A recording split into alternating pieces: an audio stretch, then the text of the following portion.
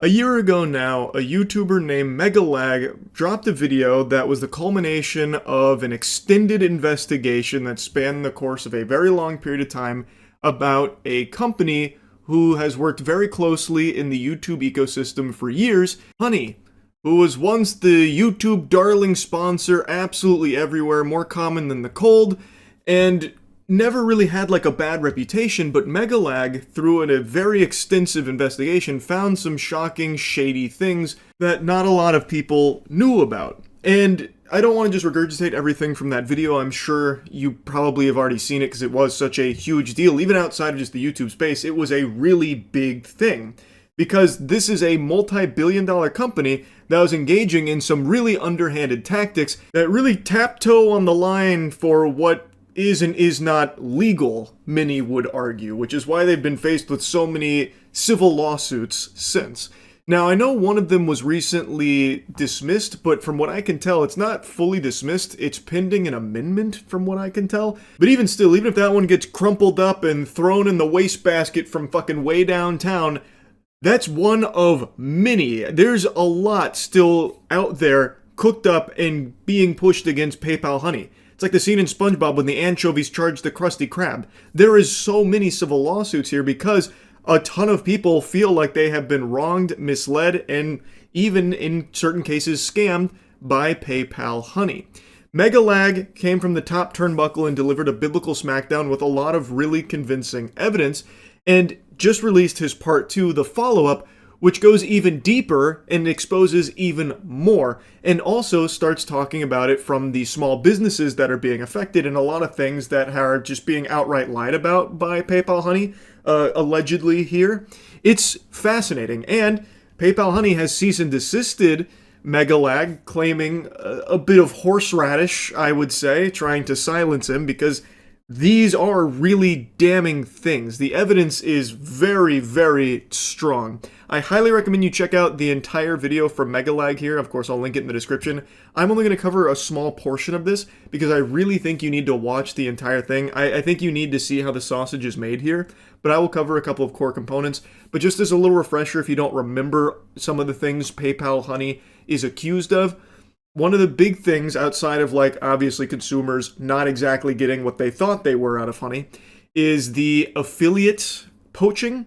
So creators that worked with Honey that would have their own special deals to promote to their audience, the audience would then use those codes on the website. But Honey had some protocol that would occasionally perhaps poach that sale and take the commission that was supposed to go to the creator, and they would take the lion's share. There were a lot of cases that Megalag was able to point to, and even in his follow-up video shows even stronger evidence for, of how this actually functions, where it seems to be a core component of Honey itself, where it will overwrite your cookie, it will inject itself, and it is looking to make that commission in a lot of cases. It's very scummy shit.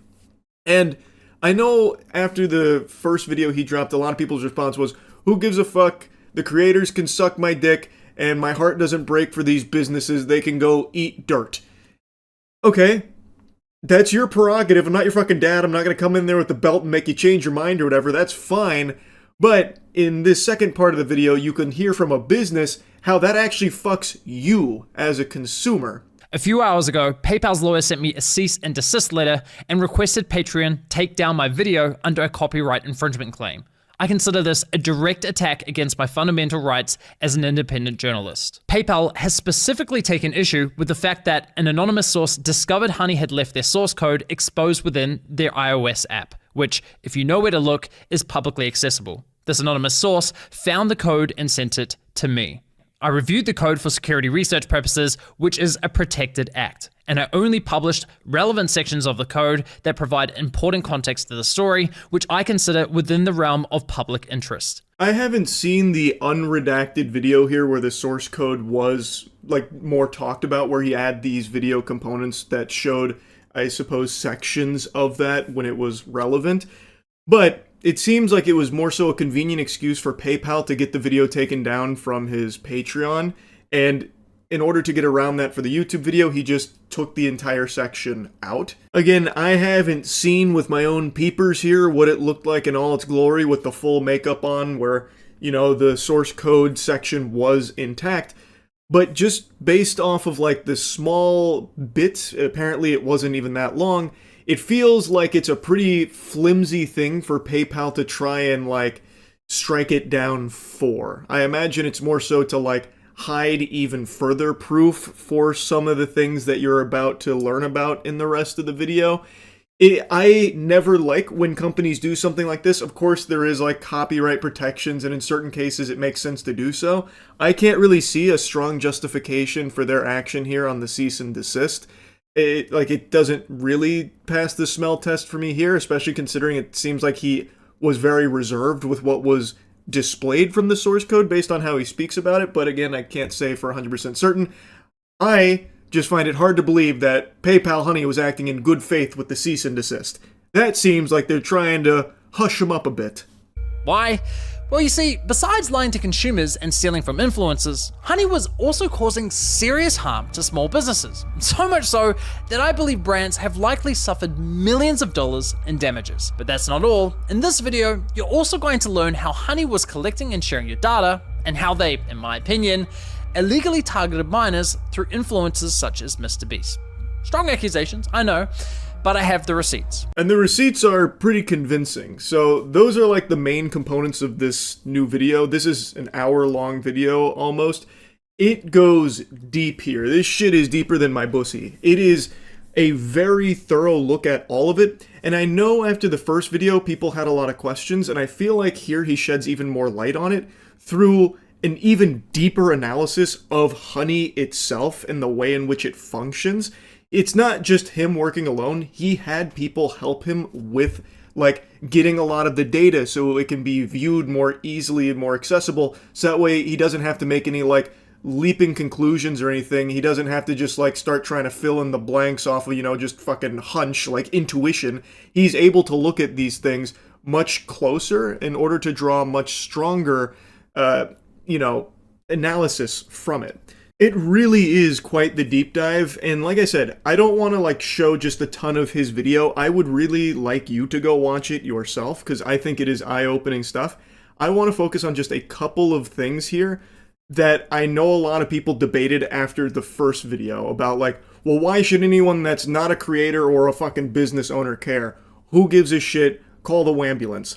I think that one of the business owners that Megalag had in this video giving his piece explains why this is a big deal, why it is bad for not only the small businesses that are not consenting to working with Honey, that are kind of just being forced to without even their knowledge sometimes, why it is bad for them with receipts and email exchange with PayPal Honey directly, why it has been a nightmare for them, and why it is also bad for you. You also get the business end of this penis. Even if you're not a Honey user, if you're watching this and be like, well, I don't care, I don't use Honey anyway, well, it still affects you. And it's a very simple reason how and why. In fact, Made in Cookware CEO Chip perfectly summed up the devastating impact Honey's actions can have on a small business. When you're in the early stages of building a business, you're in the stage of, will this company even work? Is there product market fit? How do I scale this thing? Can the economics work, right? And so all the things we talked about, these discount codes and the kind of removal of attribution and killing margin, like those really affect the early stages of a company, from everything from where do I put the next dollar in to make sure I can survive, down to you're taking 10, 15, 20% of my sales without me wanting it. And we have digital marketing costs, we have shipping costs, we have all these stacks of costs that not only are getting more inflated over time, like FedEx has been raising their rates over time, warehousing costs have gone up, COGS have gone up, as you know, through inflation for the last 4 or 5 years, right? Like all the cost structures have been going up, and to have someone just stealing and compressing the actual revenue you want, like puts small businesses in a real squeeze. It's just really disappointing, and like it doesn't even work, because at the end of the day, like you need to make the numbers work. And if Honey is going to steal 10% of your revenue all the time, you're going to have to raise prices at the end of the day to make up for that, right? And so it's not only not effective, but it makes it worse for the consumer. It compresses for the small business owner any margin, and it's just like a really awful business model. Like, we've been so mad at them. That is a great explanation from him. I think that's very valuable insight that paints the whole picture clearly. Even if you're in a fucking Xanax-induced fugue state right now listening to this, I feel like you'd hear that and understand what makes this so bad for everybody. Businesses, consumers, and obviously like the affiliate partners like the creators. One other thing that was mentioned, but I didn't put it here in this space, is how brands, like, when they find out about Honey poaching the affiliate commissions, it makes it hard for them to know where to attribute commissions. So what'll happen is this confusion where they don't know where a commission goes. So like, let's say they're working with a podcaster or a YouTuber or something, and things get really muddy. It makes it hard for them to know where they're supposed to put that money in the first place. So what ends up happening is they end up pulling out of that market entirely. So now they're not working with your favorite content creator anymore. So they're getting shafted. And they also potentially overspend on the compensation because of how confusing it gets. There was another example given how like a business had spent over $100,000 on like potentially like misattributed commissions from the affiliate marketing as a result of this kind of shit. Like, it gets to be a lot. So then they pull out of that market as well. But what's obviously the thing a lot of people are going to care the most about is how it makes the deals worse for you, because as he said, if PayPal Honey is going to be taking 10% of all of their revenue through this, which they can't really do a whole lot about, their hands being tied, well, they're going to have to make up for that loss somehow. And that is raising prices. That's how you make the numbers work again. If you're going to be losing 10%, you're going to have to raise the prices in order to compensate, so that way you're not going like negative, or you're not starting to like tread water, which is what a lot of businesses inevitably have to do. And something like PayPal Honey putting the squeeze on them makes it worse. So that is a huge problem, and that is how it affects you, even if you are not a Honey user yourself. It is a bad deal for everybody involved here, except Honey. But what's a good deal for everybody is the Starforge Christmas sale. It's live now. Click the link in the description if you're looking to upgrade your PC. Best PCs in the universe. Chip was kind enough to share his email exchanges with Honey from 2020. And you need to see it because holy shit. Hi, I am the CEO of Meeting Cookware. Please remove us from your app. You've scraped a private friends and family code from our checkout and put it on the platform for others to use. We've lost a bunch of revenue. 4 days later, Honey responds with, "Hi Chip, thanks for reaching out. Honey supports over 40,000 stores online, and we always prioritize protecting the Honey experience for users by supporting available stores and displaying available codes. We can absolutely remove the code in question. In order to protect the Honey experience for our users, we typically do not remove codes unless we have a working relationship." I mean, right off the bat, they're basically saying, we won't compromise the experience for our users unless you pay us. Classy. We'd love to discuss how we can work more closely and partner with your brand.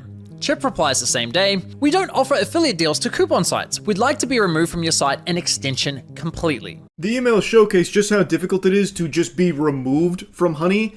He is putting in plain English, hey, we're losing revenue because of you guys. Please just take us off of this shit. I'm begging. It's like a fucking telemarketer that's refusing to take you off the call sheet. It's brutal. He reaches out to them because Honey had scraped a private code, which is something that earlier in the video, Megalag shows very strong evidence as like a thing that happens, not super unusual with Honey, which is a code that they didn't want to be public. It shouldn't have been public. A lot of businesses have these kind of private codes for like employees or friends and families, or in some cases, as was mentioned earlier in this video, like veterans or something. And Honey will sometimes get these codes and make them public so people can use them, which really fucks the businesses because those weren't supposed to be public. They were supposed to be for a specific person or a specific purpose. So the CEO we just heard from, this is his exchange with them, reaching out like, hey, this happened to us. We're losing revenue. Get rid of this and please take us off of Honey entirely. We don't want to work with you.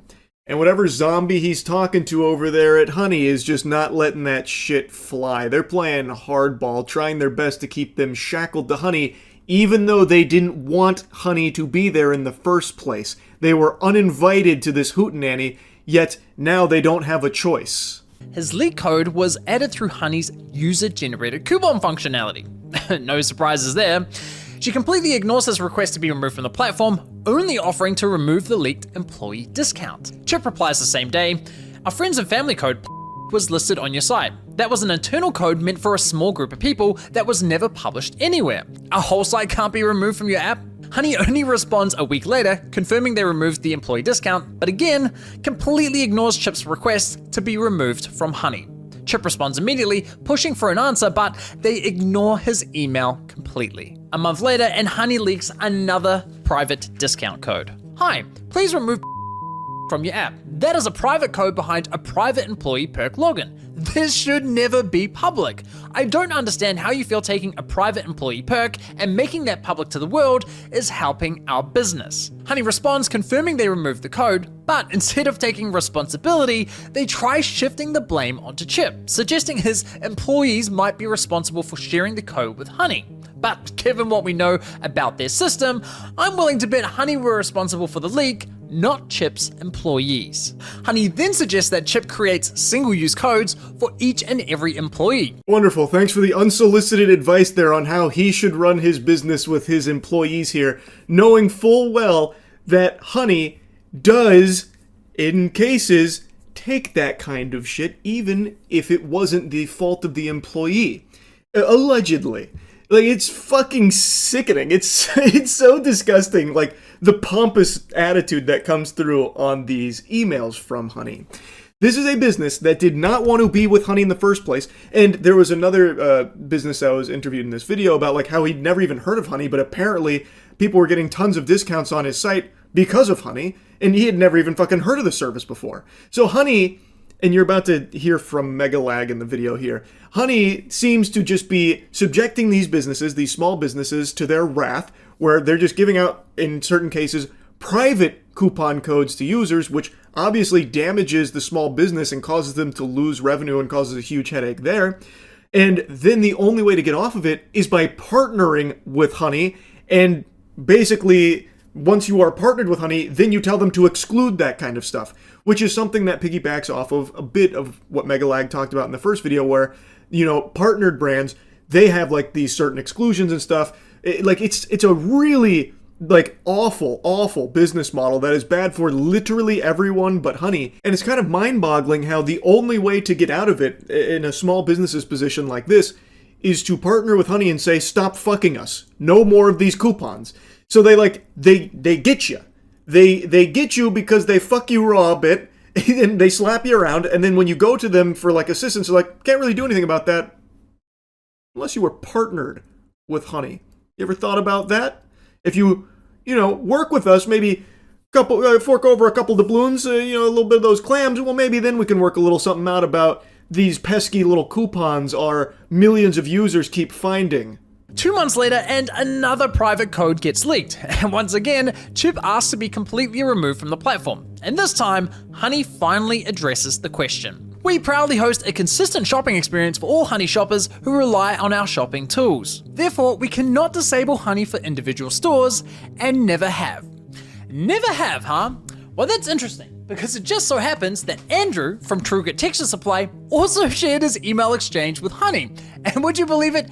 He was dealing with the exact same Honey employee as Chip. And while Honey attempted the same sales pitch with Andrew, they did eventually remove his store from the platform. So yes, it is possible, and yes, they have done it before. Once again, we've caught Honey in yet another calculated and deliberate lie. And make no mistake, it was deliberate because this employee, Kelly, confirmed the removal of Andrew's store just 1 month before assuring Chip that Honey had never removed a store before. Yeah, it's pretty hard to argue that there. It's the same person, and also they removed that previous business a month prior to this exchange with my cookware. So, it's pretty obvious that she's telling some tall tales here. This is a big old fib. They can remove them from Honey, but it seems like they'd rather not, because they'd rather you partner with them so that way they can get a little more out of it, and then you can finally stop bleeding money through these private coupons that surprisingly just keep getting leaked through Honey. It's so fucked up. Like, it really is like a crazy rabbit hole here. When merchants discover their codes have leaked and then they want to clamp down on that, they go to these coupon extensions and plea and request to have their codes removed. And 9 times out of 10, the response is join our affiliate program and you'll have more granular control over that. And so I think merchants tend to feel a little bit as though they're being blackmailed or extorted, because you join the affiliate program and then you have to pay that coupon extension company every time somebody uses a code. And you're doing that in order to have them not share your codes.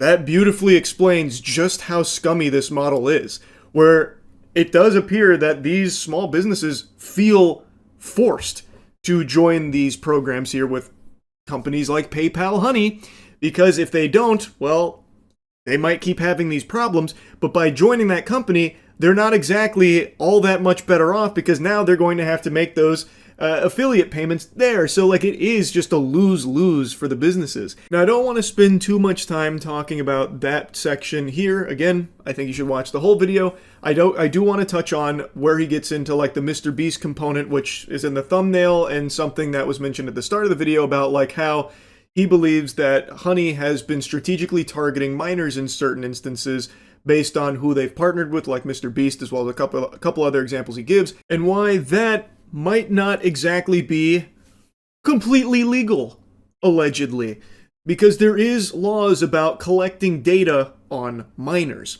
And through his investigation, with very, very strong evidence, including some of PayPal Honey's own information that they themselves have talked about, they do collect your data.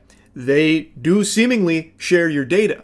Now in the video, there's even a brief clip where someone is talking about the benefits of Honey's data collection. So even though they explicitly advertise they don't do any of that weirdo shit like collecting and sharing your data or anything like that, the truth of it is that they do collect your data. And to their merchants, they even do brag about how much data they have, and they do share that data. Megalag had a lot of very compelling evidence to prove that fact.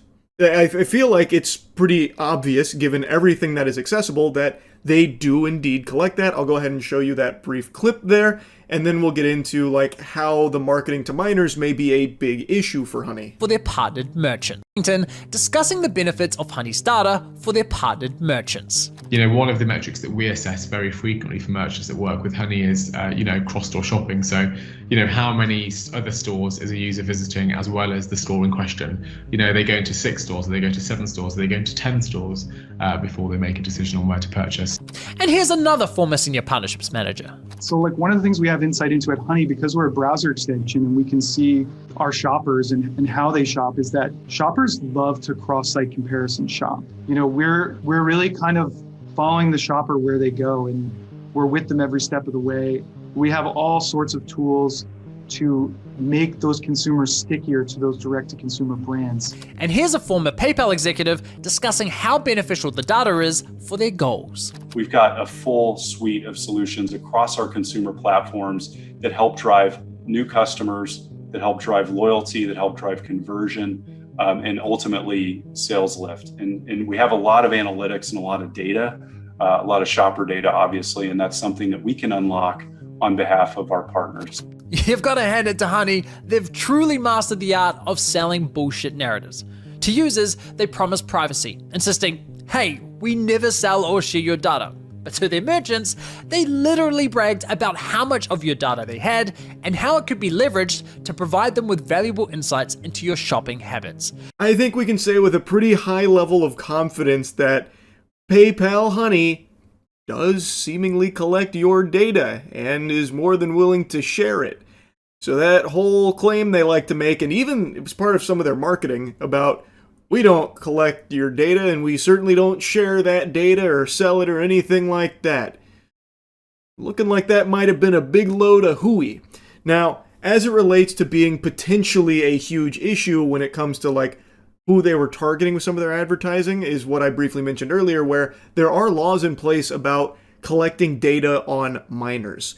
There is a whole host of laws in regards to that subject, and you're about to hear Megalag explain it, but the core issue is, based on some of their ads they were running with some of their partners, as well as who they were partnering with for some of these ads, it does seem like they were directly trying to target Honey to minors, which means they would be collecting data on minors through having this browser extension on their devices. It's potentially illegal in numerous jurisdictions. Many countries have very strict regulations when it comes to the collection of personal data from minors, and for good reason. Therefore, if you intend on having minors use your product, many jurisdictions require that you obtain parental consent first. But this adds all kinds of technical and legal complexities, which is why many platforms simply limit the use of their service to adults only in their privacy policy, which was Honey's approach, making him Honey's #1 sponsor. In fact, according to my data, MrBeast sponsorships represent over 1/3 of Honey's total sponsor views on YouTube. But it wasn't just MrBeast. Honey sponsored many channels whose content was, in my opinion, clearly targeted at minors. They sponsored Minecraft channels, Roblox channels, cartoon channels. I mean, just watch this video and tell me it's not targeted at children.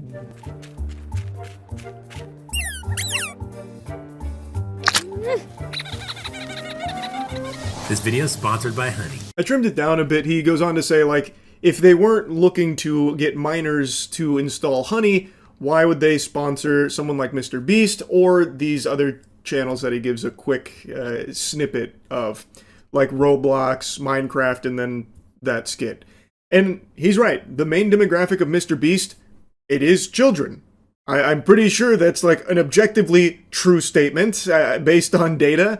And Roblox is predominantly a platform used by children. And that cat skit definitely seems like some Nick Jr. stuff there for children. Like, it does appear like they did have marketing pushes that were trying to get Honey in front of the eyes of minors and trying to get them to install it on their browser. If Honey wanted to target minors so badly, they should have just sponsored one. Oh, wait a minute, that's exactly what they did. This, ladies and gentlemen, is Desiree Machado, who at the time was just 14 years old. Guys, I'm only 14. Hilariously, one of her videos that Honey sponsored is appropriately titled Back to School. Honey even ran her sponsored segment as a paid advert on YouTube. If you weren't convinced before, I imagine that was enough to convince you. That's pretty damning. They literally sponsored a child to promote Honey, and even used her sponsored segment as a paid advertisement across YouTube.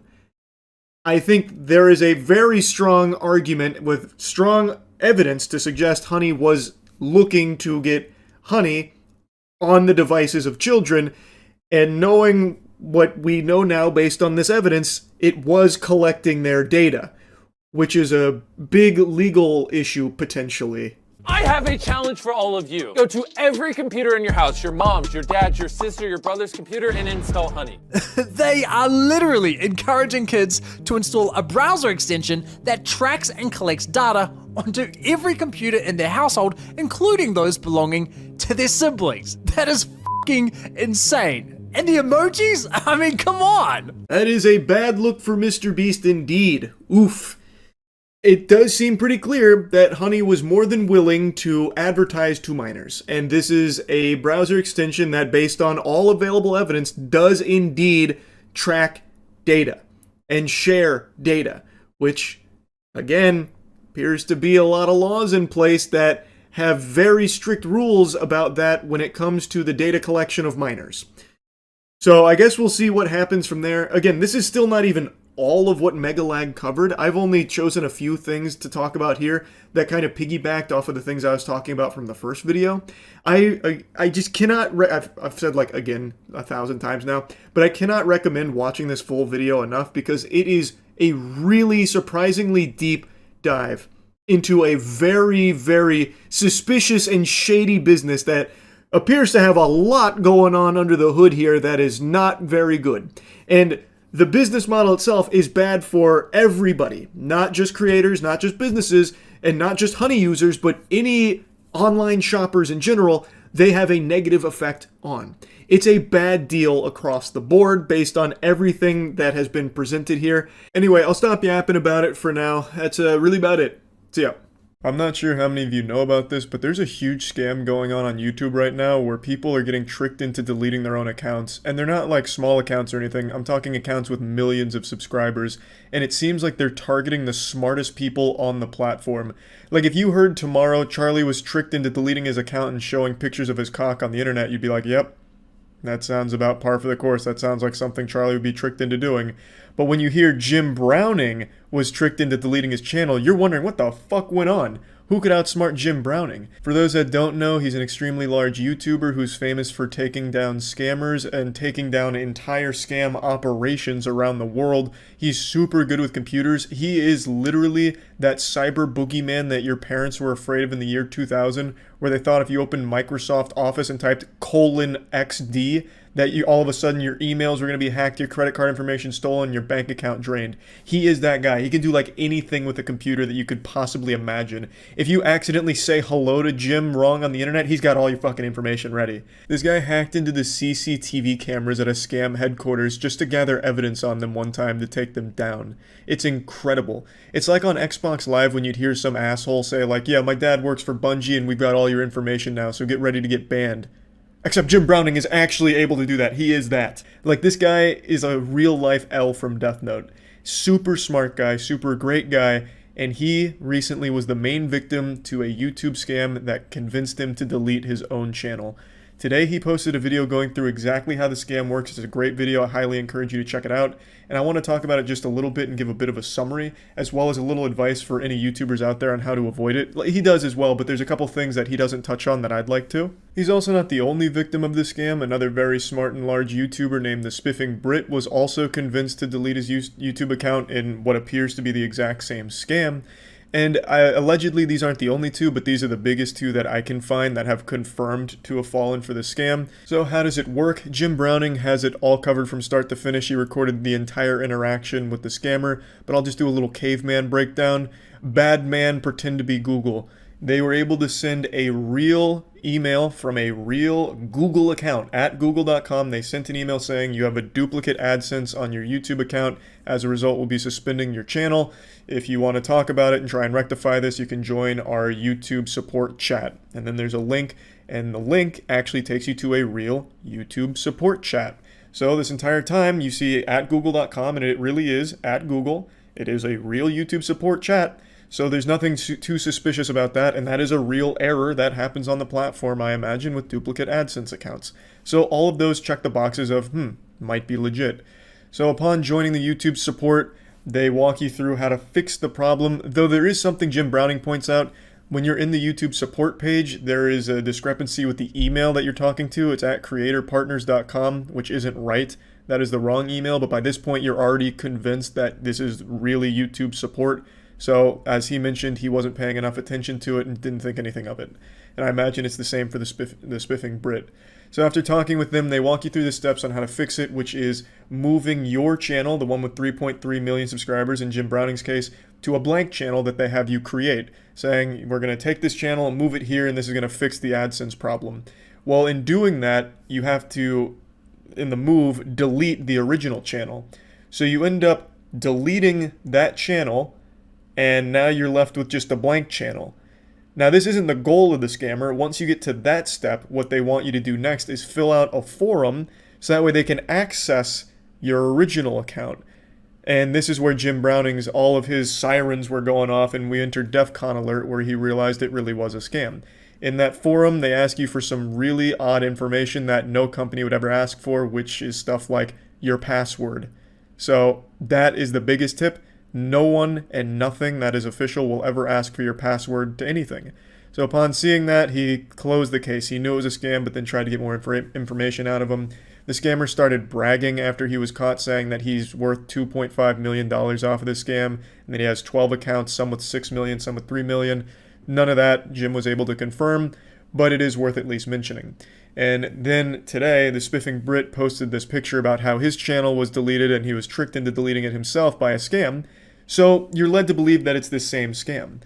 Now, I don't know how far the Spiffing Brit has gone, if he actually did fill out that form and give away his password, which I would be very surprised if he did. I don't think he did that. I'm sure he noticed it was a scam at that same point, but by then, your goose is already cooked. You've deleted your channel, and now you're left with nothing except at the mercy of YouTube, who does have the capability to reinstate channels. Jim Browning is fully back online, everything's back and running, he's got all his videos back, everything's as it was before this scam even happened.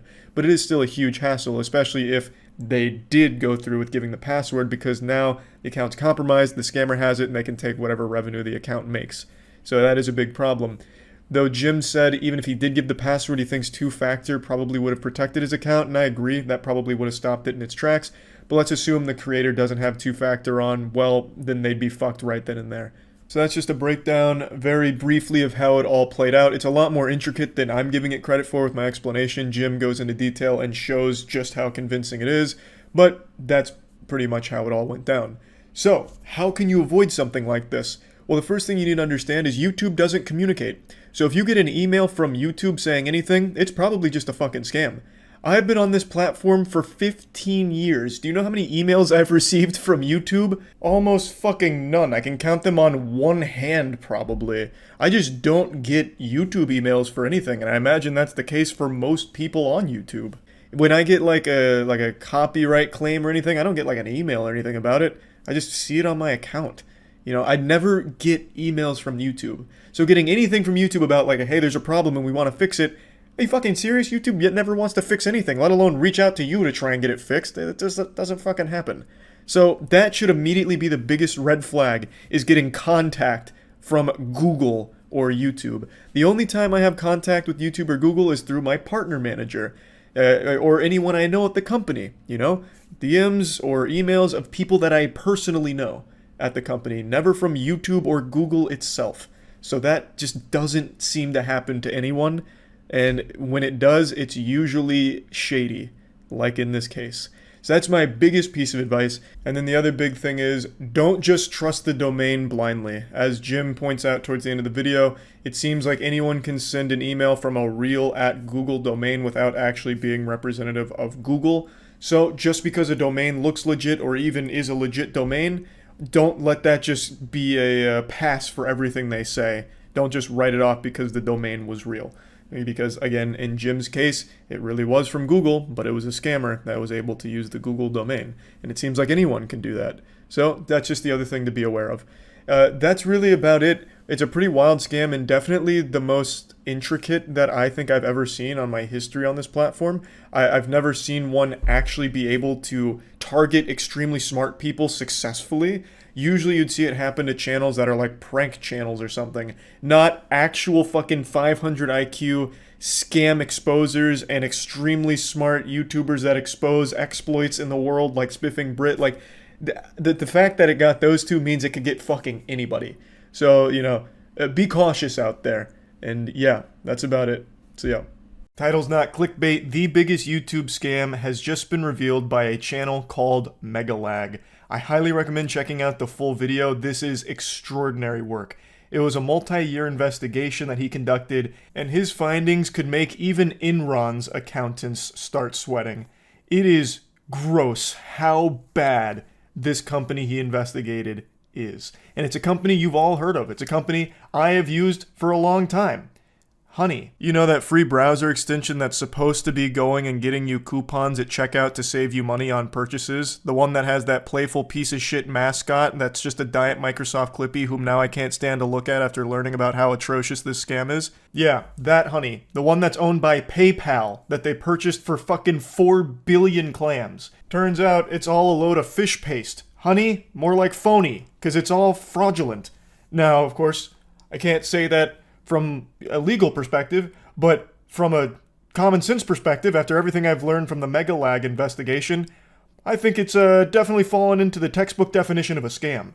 Though I imagine the lawyers aren't going to be too gung-ho about suing people that are labeling them a scam or calling them mean words, because they're probably too busy stretching out, cracking their knuckles, getting ready for the impending catastrophic class action lawsuit that's heading their way.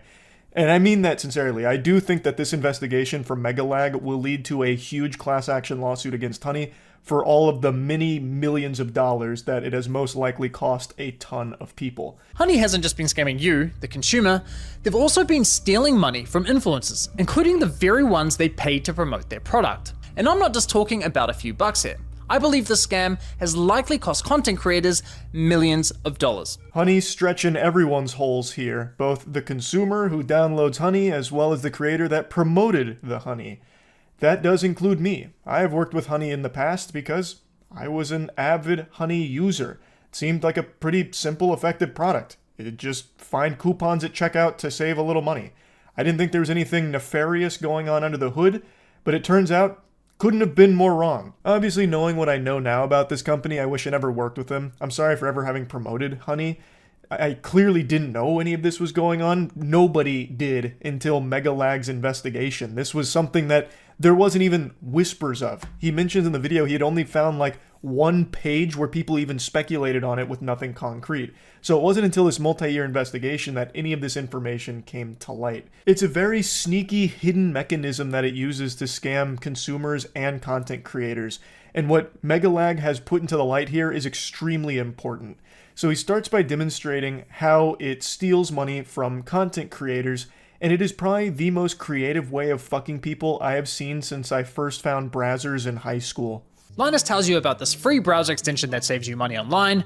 You install it in 2 clicks, and boom, you have Honey. So you scroll down and find Linus's affiliate link to that product. Now, for those of you who don't know, when you click an affiliate link and buy something, the influencer who promoted the product earns a commission for referring you to that store. So you add the product to your cart, get to the checkout page, and hello, Honey says they found you 10 coupon codes. Sweet. You click apply discounts and Honey gets to work. But unfortunately, none of the coupon codes worked. Doesn't matter though, because as Honey has promised us for years, that means we know we've got the best deal. So you complete your purchase, you're happy, your new CPU's on the way, Linus is happy, he's getting his commission, everyone's happy, right? Wrong. You'd be very wrong if you said everyone was happy there. This isn't a fucking fairy tale. This is big business, and everything's horrible. So, if you've never used Honey, that's how it works. When you're checking out, you'll have your little goofball pop up. He'll be like, oh geez, Rick, we gotta apply some coupons here to save you some blimflarkles. Click here to save some money, because we're gonna look for coupons. And so he's gonna go look for coupons at checkout to try and save you some money. Sometimes it'll find coupons, sometimes the mascot will wander in, soft cock in hand with nothing to offer you, saying, whoops-a-daisy, sorry, didn't find anything, is what it is. And that's the way she goes. Now, Megalag is talking about affiliate links. As he mentioned, if you use an affiliate link like in a description, and you purchase a product through that link, the creator that you click the link from will get some kind of commission off of that sale. Now, Honey does something very interesting with that whole process there. After clicking Linus's affiliate link, you'll notice in the URL, there's a tracking tag labeled Short Circuit. That's a reference to one of Linus's YouTube channels. And this tracking tag is how Newegg knows who to pay a commission to. We can also see that this tracking tag has been saved on my browser in the form of a cookie that will expire in 30 days. That way, if we only decide to complete the purchase a few days later, Linus will still be credited the sale. So what happened when we got to the checkout page? Well, once Honey popped up, watch what happened to Linus's affiliate cookie after we clicked apply discounts. You see that? Honey came in, removed Linus's affiliate cookie, and replaced it with their own, claiming credit for the sale and pocketing the commission money for themselves. Yeah. Never before has that sound effect, that like dramatic bass boom sound effect, been more appropriate. That is a huge deal. That is millions of dollars, no exaggeration, actually millions of dollars that PayPal Honey is making through stealing those commissions. By replacing the affiliate link with their own at the very end of checkout, without the consumer ever even knowing this happens, they're able to take the entire commission while the influencer or whoever that brought them there gets nothing. They get the whole pie, and the creator doesn't even get the fucking crust. It's so devious. Now, if we quickly go back again, we can see what's causing this to happen. After clicking apply discounts, what you'll notice is that in the top left corner of your browser, Honey discreetly opens a small new tab, which acts like a simulated referral click, as if they were the ones to refer you to the website. Even though you're already on the website, and at the checkout page. Once that page is finished loading and has stuffed PayPal's affiliate cookie, the tab automatically closes, leaving you blissfully unaware that anything ever happened. It's very sneaky. This isn't some kind of freak accident, it's not some kind of glitch or a ghost in the machine. Mr. Krabs isn't in the soul of Honey doing this without Honey themselves knowing about it. This is by design. They do this on purpose. I'll reach out to Honey and ask them directly, and sure enough, they came back to me with the following. If Honey is activated and is the last program used while shopping on a site, it is likely Honey will receive credit for the purchase. They are shockingly open about that. They almost seem jolly and proud. Well, hello there, salutations, tipping the fedora. Thanks for contacting us. Yeah, we're shitting on you. Big whoop, and you're welcome for it. Thanks so much. And he goes on to give like a real world example, so that way it's a little easier to understand how unacceptable this is. He even goes on to say that he can't see how it's anything less than fraud, and I agree. This seems like fraud. Megalag gives a real world example to demonstrate just how outrageous this whole thing is. He states, imagine that you're going to a department store buying a TV, there's a salesman and he sells you on the perfect TV. You now have that salesman's card that you take to the front with your TV, so that way the salesman can get the commission. But right when you're paying for the TV, a sleazy greaseball comes out of nowhere saying, wait just a minute, champ, hold on, let me see if I have any coupons. I got nothing. Alright, good luck. But before he leaves, he switches out that salesman's card with his own card. So now the salesman that actually sold you the TV gets nothing, whereas that guy who came in at the very end gets everything. That is how this concept works in the real world. That would be completely unacceptable. PayPal Honey did none of the work to get the consumer there, to get the purchase or anything, yet it takes the entire piece of the pie and leaves not even the crust behind. And in the real world, this, again, would be the equivalent of someone coming in at the last second like a jump scare, like, boo, here's a coupon. I'm kidding, we don't have any coupons, but I'm still going to take the whole commission. So then using some sleight of hand that would fool even Penn and Teller, he swaps out that salesman's card with his own, and the consumer doesn't know it, and the salesman that got swapped doesn't know it either. That's what PayPal Honey does. But here's the thing, even if it did find a coupon for the consumer at checkout, it still shouldn't be overriding the affiliates. It still shouldn't be stuffing that out. They did none of the work to get the consumer to the site or anything at all. They did nothing for the sale. They just came in at the very end and found a coupon. That's still bad that it would overwrite that. But it actually even gets worse. It'll do this even when it has no coupons to even search for. Honey pops up right at the end of your purchasing journey, virtually guaranteeing they'll win that last click. They of course know this and do anything they can to get that last click, even when there's no coupon codes to offer. Which brings us to scenario 2. Honey Gold, which is now called PayPal Rewards. Here's how it works. When you get to the checkout and Honey Gold is available, Honey pops up and is essentially saying, hey you, consumer, click this button here so PayPal can claim the commission for the sale, and we'll share a portion of that commission money with you in the form of points. It's basically a lame cashback scheme. And it's genius because if there are no coupons to offer, but the store is participating in Honey Gold, it gives Honey another reason to get that last click. He explained what last click was, and it's basically the last thing that you click is what's going to get the credit for the commission. And Honey is constantly fighting to be that last click by any means necessary. Come hell or high water, they will leave mangled corpses in the fucking streets if it means they can consistently get that last click on checkout. So this is one of its other mechanisms to get that last click, where you can activate rewards at the very end. I decided to put Honey Gold to the test. So I looked for any website where Honey Gold was offered and found it on NordVPN. And no, this is not a sneaky sponsorship. So I signed up for NordVPN's affiliate program, which offers 40% commission on successful referrals. After getting approved into the program, I received a custom affiliate link for my YouTube channel. Using this link, I made 2 separate purchases. For the first, I activated Honey Gold, and sure enough, you can see my affiliate cookie was replaced with Honey's. And for the second, I didn't activate Honey Gold. As expected, I was awarded a $35 commission for the sale where Honey Gold wasn't activated, and received nothing when Honey Gold was activated. So how much of my stolen $35 commission did PayPal share as cash back with my Honey account, aka the consumer? Brace yourselves, 89 points, which is equivalent to 89 cents. I knew it was going to be bad, but somehow that is even worse than I expected it to be. It gets the entire kit and caboodle of the commission, all 35 doubloons. It gets the spaghetti and the meatballs, and it gives you not even a morsel, not even a tiddlywink of it. 89 cents of the $35? Holy shit. Again, this is for doing nothing, by the way. It is doing nothing. It is doing this just to desperately try and get that last click so it can take the whole commission. And again, this isn't put front facing. People didn't even know this was going on until this investigation. It is so sneaky with this shit. It exists solely to steal, poach those affiliates, to take that commission on the back end. That's nuts. That's why I'm saying this will likely be a huge class action lawsuit. There is no telling how many millions of dollars they've been able to make quietly like this.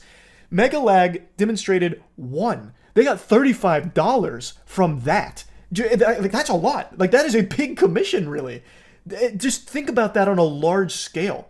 Megalag pulls up the numbers. Honey had been promoting on YouTube in particular to the tune of like 7.9 billion views worth of videos. They had like 5,000 or something like sponsored segments across so many different channels. 7.9 billion views. They have what, 20 million users?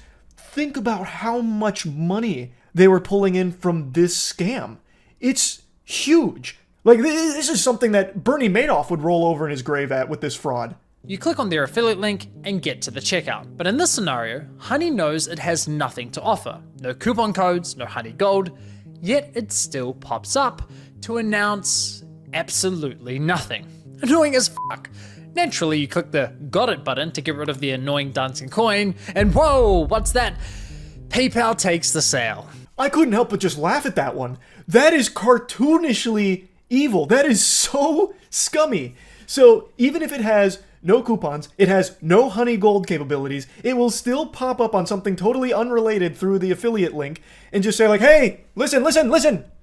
We've got nothing to say. Sorry, pranked you. We got nothing. Go ahead and close us. Just go ahead and say got it. Get rid of us. Sorry. Just wanted to let you know we're here. And when you do that, it takes the sale. It still takes the whole commission because you interacted with it. It was your last click. It's unbelievable. Why? Because fuck you, Mary, that's your commission. But wait, there's more. My personal favorite is when Honey has nothing to offer, so it pops up offering you to check out with PayPal, even though the option is already available at the checkout page. And of course, if you click the checkout button, PayPal poaches the sale. Classy. There is just no world where that isn't illegal, right? Like, there can't be a world where that can fly. That has to be something that this company would be run into the ground for. Like, I'm no lawyer. I didn't pass the bar. Shit, barely passed the SATs. But I would still say, using my tiny little noodle up here, my smooth brain, that's a big no-no. I think they're probably going to face some big repercussions for that now that this is starting to blow up and come to light. Now, in the next section of the video, Megalag goes on to talk about how he was checking into the Linus forums to see if anyone was talking about Honey, and he did find someone that was sounding the alarm quite a few years ago, but it just didn't get a lot of traction. And then in 2022, someone noticed that Linus wasn't working with Honey anymore, so they asked about it, and Linus Media Group representative came out and said, yeah, they didn't like the way that it interacted with the affiliate links, so they stopped working with them. And Megalag says that he was pretty disappointed that they weren't more vocal about that, because if they could have sounded the alarm about this whole scheme, there could have been some more damages that were prevented over the next couple of years, but they just kept it kind of hush for some reason. And that is very disappointing from Linus and the team for not talking about this if they knew it was going on. And then Megalag goes on to talk about, well, they did actually take a different coupon sponsor that does the same thing called Karma. Essentially, if someone clicked on an affiliate link and then they use Honey and search for a deal, Honey will override that tracking link even if they don't find you a deal. That didn't jive with us, so we ended the partnership. They should have made more noise about this. But what's truly baffling to me is that after LMG ended their partnership with Honey, they then went ahead and partnered with a company called Karma Now, a coupon browser extension that literally engages in similar behavior. As Megalag said, it's very telling just how deceptive this Honey scam is when even a tech-focused company like LMG doesn't catch on to it for years. And it is baffling that even when they did catch on to it or were tipped off about it, they chose a different coupon sponsor that does like basically the same thing, it seems. That's so weird. That is so weird. Now, the next part of the video showcases how Honey scams you, the consumer.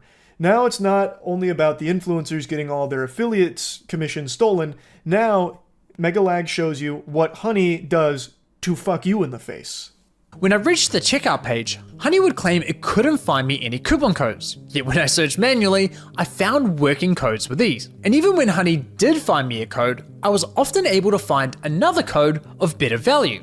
Kind of strange, given their claim that, well, thanks to Honey, manually searching for coupon codes is now a thing of the past. Another oddity was that Honey would often only find me Honey branded coupon codes, such as Honey 5 or Honey 10. Why would a store only have Honey branded coupon codes? Kind of weird, right? But the biggest red flag was that when I tried submitting the better coupon codes I'd found, Honey wasn't adding them to their database. Now, this was not a case of Honey just not doing its job well, where it was missing a couple of coupons here and there that were slipping through the cracks, but it was still trying its best and it was still doing an admirable, noble attempt at finding you those best deal coupons. It wasn't doing its job at all. When Megalag would submit coupons to it, it wouldn't even take it into the database, and it was far more effective to just manually enter coupons because Honey wasn't finding them, and it was finding a lot of Honey coupons pretty often. All very peculiar, I would say. It turns out that one of the key benefits for stores partnering with Honey is that they are given full control over which coupon codes go live on the platform, if any at all. What would you say to any brand that is considered working with Honey but hasn't yet? I would say missing out on converting customers. Like I said before, Gen Z is super discount savvy. You can't ignore the fact that they will hunt for like discount codes and they might find a better deal. With Honey, you can also control the discount code percentage, which means like they will potentially find a higher discount code on the internet. It literally lets you control like the customer journey, convert and control like the discount code percentage as well. This is a podcast that Megalag found that seems to be focused on trying to drive more brands to work with Honey. So this is a brand that has worked with Honey talking about the benefits. One of them that she's very excited about is that with Honey, it helps discourage consumers from seeking out coupon codes, and with Honey, you can control which coupon codes are even getting shared in the first place. So let's say there's a 20% off coupon that does exist for this brand, but the brand doesn't really want it shared with everyone using Honey. Well, then it just doesn't. Honey won't share it if the brand doesn't want it to. It's one of the benefits of working with Honey. You won't have that 20% go out to the consumers. Maybe instead you'll give them a 5% through Honey, or none. Maybe you won't even let them share any of the coupons through Honey. So even if the coupons do exist, the brand may not want Honey to share it with consumers, so it won't. Which of course is counterintuitive to even owning Honey in the first place. The whole point is that it's supposed to find the best deals, the best coupons to use. But if the brands can say we don't want the best deals to be shared with them, then Honey will say, okay, that's fine. All right, that's okay. You got it, Chief. And it won't. You have control over the content hosted on the Honey platform. So yes, even if Honey knows of a coupon code that offers say 20% off, but a partnering store tells them, hey, only share a 5% off coupon, then that's the only discount Honey will apply to your cart at the checkout page. I mean, holy shit. Honey wasn't finding you the best deals possible. They were intentionally withholding them from you for their own financial gain. If you partner with us and pay us an affiliate commission, we'll let you control which discount codes are shared on our platform. And we'll tell our consumers we scoured the internet and found them the best deal possible. This is a scam Ed and Nettie wouldn't even pull for Jawbreakers. Every component of Honey is a fucking lie. Every single piece of Honey is exploitative. Every single one. So in this video, he talked about how it's scamming consumers as well as the influencers that have promoted it. And he teases that in part 2, there's an entirely new victim that is also getting fucked by Honey. Megalag leads into the upcoming part by stating that in his experimenting and his investigation, he noticed there were times where Honey worked extremely well to an almost unbelievable degree with discounts and deals that just made no sense with everything else he was finding, and sometimes it wasn't overriding the affiliates. So it wasn't making sense how that discrepancy was happening with everything else he had learned. And then it clicked and he figured out what was going on. So that's what part 2 is going to focus on. And he has some interviews that he has at like a sizzler reel at the end. It's actually incomprehensible just how deep this rabbit hole goes.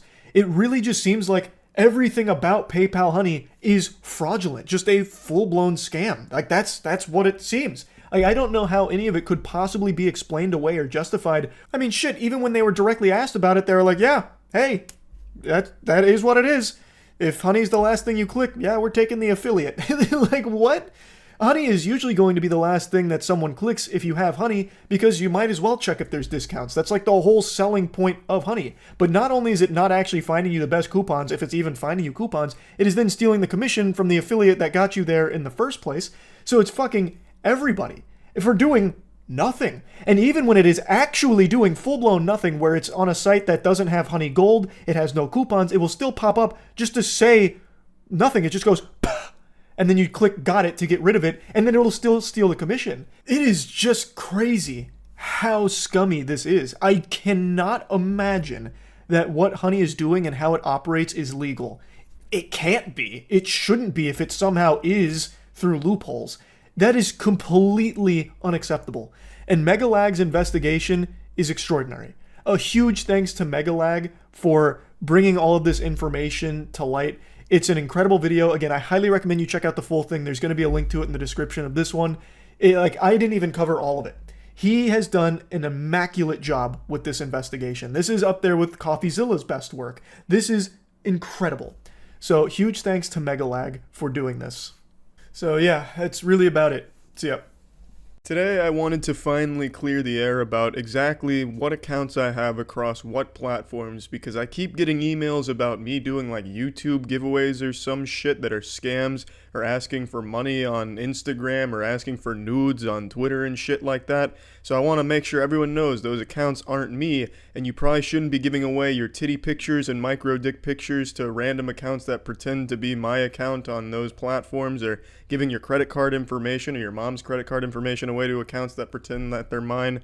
So let's go ahead and show you all of my accounts so we can, finally put that to bed.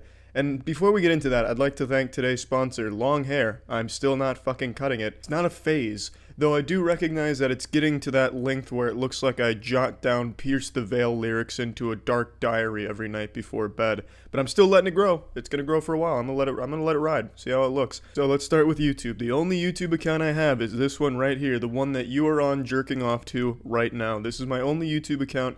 One thing I get in emails is that I'm doing fake giveaways, and they'll send me a screenshot, and it's a very blatant scam. It's like, hey, Stinkmeister, I've chosen your special smell to enter my $100 Amazon gift card giveaway. Click here for more information. Obviously a scam. I shouldn't even have to tell you that's a scam, but some people, I guess if they're new to the internet, I suppose, wouldn't know it's a scam. And the dead giveaway is that the account name isn't even my account name. It looks kind of similar, but it has some very clear spelling differences. And another dead giveaway is anyone using the YouTube messaging system in 2019. Are you fucking kidding me? Are you a caveman? You some type of fucking troglodyte using the YouTube messaging system? Stop. You asking to get scammed by using that primitive messaging system. It's horrible. So I would never use the fucking YouTube Messenger. That should just be an immediate red flag if you get a message from me on YouTube. It's not from me. I'll tell you that right now. On Twitter, this is my only Twitter account, Moist Critical. There's actually quite a few fake accounts on Twitter, I noticed. There's one that's like Penguinz0, there's Critical, and then different variations of those two. Those aren't mine. And it should be pretty clear that they're not mine because of the shit that they post on it. They post like excerpts or quotes from videos I've made. Why would I do that? Why would I post my own quotes or excerpts from my video on my shit? I'm not some type of loser narcissist posting my own memes from my own content. That's so fucking low. Those are not my accounts, so I'm not asking for nudes and credit cards on those Twitter accounts if you're getting those type of creepy DMs from them. Not me. On Twitch, my only Twitch account is twitch.tv/moistcritical, and every single one of you should go follow and hang out around there. I'd love to see your beautiful faces when I stream there, and I stream daily. Hope to see you there. Snapchat. Haven't gone on Snapchat in 2.5 years, so if you're talking or flirting with someone on Snapchat, it is not me. I don't use Snapchat. That update from 2 years ago fucking killed it. It's dead to me.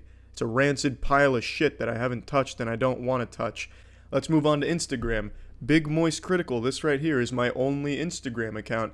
There's a really popular impersonating Instagram account that even a rap artist that I like follows called Zillakami, and it's this Instagram right here. This is not me. Again, this is just excerpts from my videos. Why the fuck would I post my own excerpts on an Instagram account? I'm not that shameless. I don't sink that low.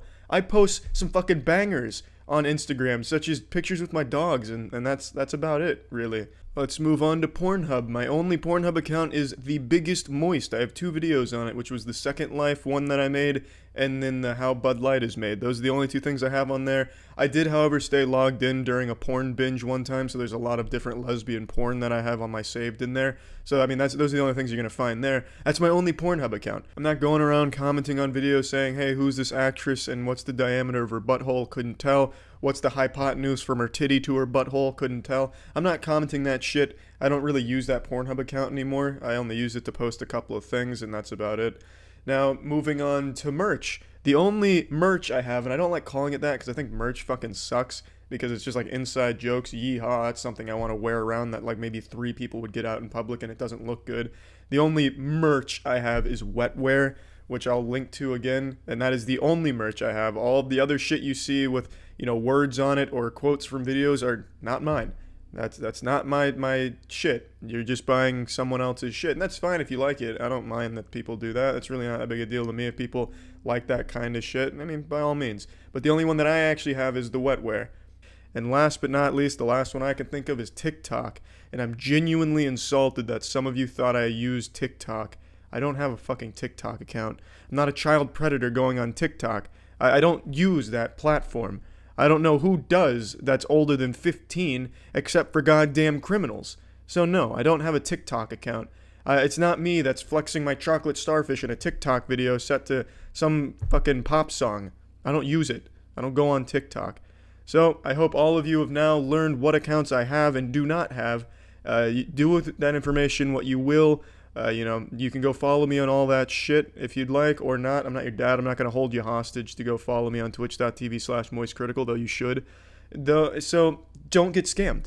Don't fall for like gift card giveaways or asking for weird shit in DMs. Now you know what accounts I have, so please don't fall for that kind of shit anymore, because it's goddamn dangerous on the internet. And not just with people impersonating me. I'm a fucking Z-list internet loser. And there's a lot of other big ones out there. I know Mr. Beast had quite a few that were scamming his people. So just be careful. Do a little research first, see where the shit's coming from, and don't fall victim to some type of shit like that. Be careful. And thanks, everyone. My hair's going to keep growing long. I'm not going to cut it yet, and I hope you know that. So yeah. I've never been someone that believes in demons or possession or anything paranormal for that matter until today. I took a look at Drake's upcoming album, Certified Lover Boy, as well as his merch that he just dropped, and I am convinced Drake is possessed by the spirit of a 9-year-old girl. It's called Certified Lover Boy, which is already a pretty fucking cool title, and I can assure you, you're not ready for how embarrassing the stuff he's released is, so get your butt plug in, because this is a Certified Lover Boy moment. Did you see Damien Hirst did this shitty Drake album art? No way. No fuck. That is the most pretentious thing I've ever heard. Damien Hirst did Drake's album art? Certified Lover Boy album art designed by Damien Hirst. Is this the album? Oh my god, tell me this is the album. This looks like a Damien... This actually looks like a Damien Hirst piece. Take the most low effort thing imaginable, copy and paste it in different colors. All he does is polka dots or pill capsules. This is actually the album art, isn't it? Oh my god, I'm so excited. Holy fuck, that's actually the album. Drake fans have to be in shambles. You know how much Damien Hirst charges for a piece? He is the wealthiest living artist currently.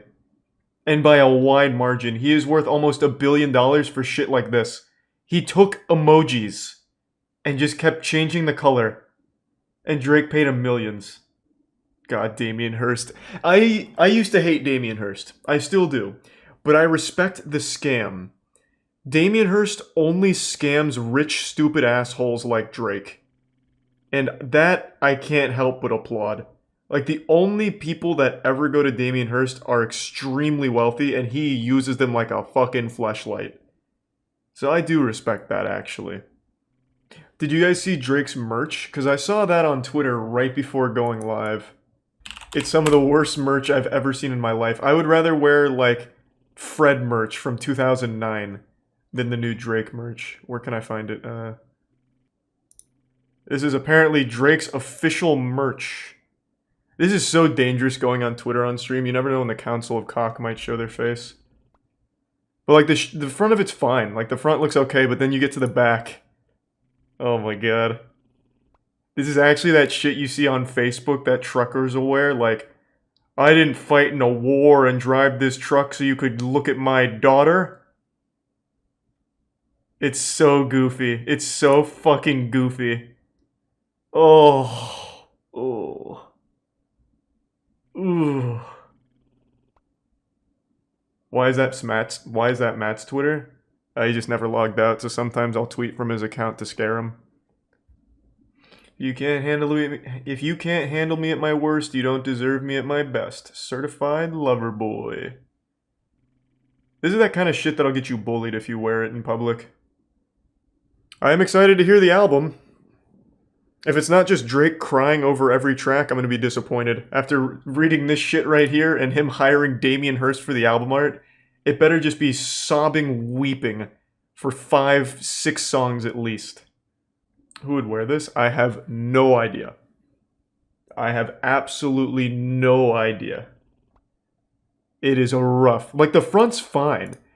Like, I actually like this logo here, that Nike swoosh with the flowers and shit coming off. That looks good. But you'd have to walk around like Flats the Flounder from SpongeBob. Don't let anyone see the back of it because, my god, they're going to start shooting spitballs at you. It's so disgustingly awful. I have no doubt he consulted like a 9-year-old girl to make it for him. And the good thing is this hasn't dropped yet, so there's still time for him to change it, or make it worse even. I still think he should go with like something maybe garbage truck related, like I like garbage trucks, certified lover boy. Something to really bring it home. What a fucking disaster. Damien Hirst album art and then Facebook Marketplace Redbubble shit here. Now, if you don't know who Damien Hirst is, I envy your ignorance. I would implore you to look up a little bit about him. He doesn't even make his own pieces anymore for the most part. He just has people make polka dots, and he sells those polka dots for millions of dollars. It is the most blatant money laundering I've ever seen in my life, and Drake just fucking hook, line, and sinkered into his scam. Like, he went into Varrock and RuneScape, and he was like, you know what? I know you're not actually trimming armor, but take it anyway. Fuck it. Like, it's crazy how anyone pays Damien Hirst to do anything.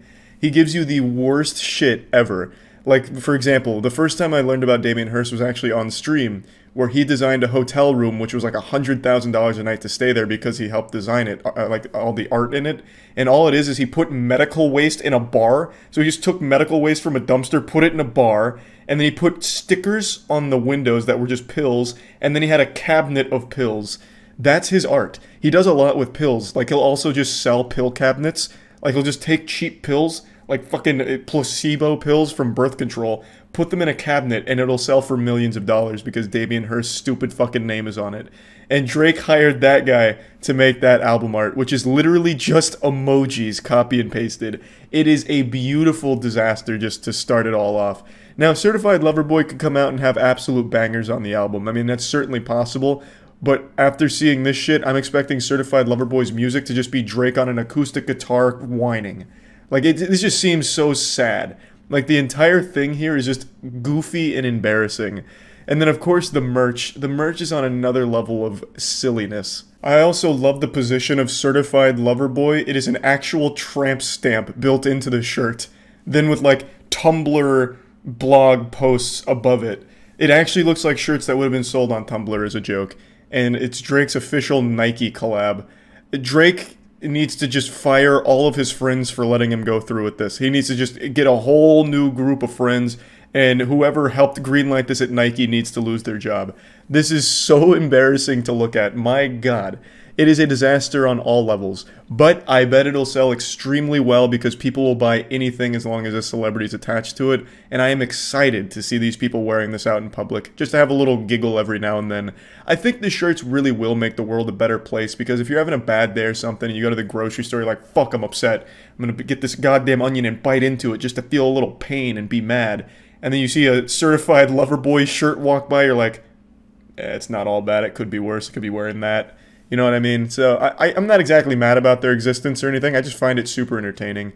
And I just wanted to talk about this because this is probably the most embarrassing thing I've seen for an upcoming album. Like, it couldn't be going worse for Drake right now from the reception I'm seeing and these designs. And he just publicly admitted to being scammed by putting Damien Hirst's name on it. So yeah, that's about it. See ya.